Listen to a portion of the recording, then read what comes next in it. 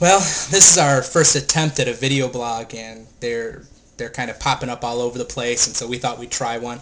We don't have great equipment. We don't have a professional camera or sound. We just have a little smart cam, but we're going to see if it's good enough, and we're going to see what we can accomplish. I wanted to share something with other church planners. When we started this blog, Verge, one of the main reasons we started it was to do a blog from the very beginning, like the beginning of a church plant. A lot of people start blogging when the church is famous, the church is big, and the church is growing, and everybody's heard about it, and everyone wants to hear about what you're doing now. But there weren't a whole lot of blogs out there that I could find, and there may be some that I'm not aware of, but there weren't a whole lot of blogs out there that were talking about what's it like to start? Like, what's it like at the very beginning when you're just getting started? You're having preview services. You haven't hired any staff. You haven't done anything. What does it look like to start from that point? And so that's kind of what we wanted to do. And so that's what this blog is. And so I wanted to share something to church planners like that are at that very beginning stage. And we're only 2 months in ourselves.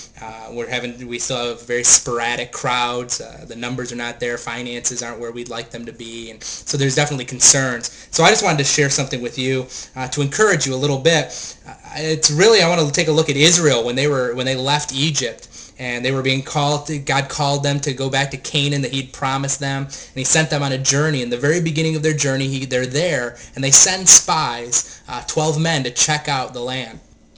And as they check it out, they come back saying, "We checked it out, and it's just like what God told us it would be." I mean, it's flowing with milk and honey. This is the fruit of it. It's pretty impressive.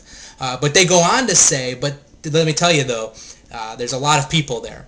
There's a lot of giants there. They're big men. They outnumber us. They're stronger than us, and I'm a little concerned that we're not able to take them. We're not able to handle it. And so they were really discouraged, and they were sending that message to their people, to the entire congregation of Israel, and they were really, really worried. And as a church planner, a lot of times we feel that way. You know, God gave us a promise or a vision. He gave us a calling, something to go after.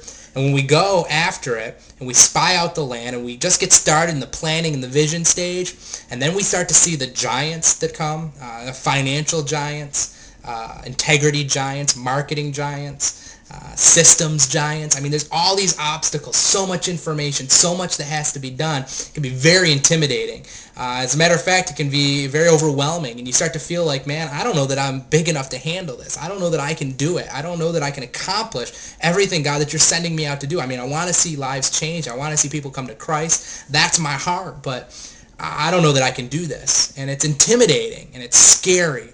And these 11 spies spied out the land, and they said, we can't do it. We might as well we were better off in Egypt before the call. We were better off before any of that. Let's just go back. But there was one spy, Caleb, who saw something completely different.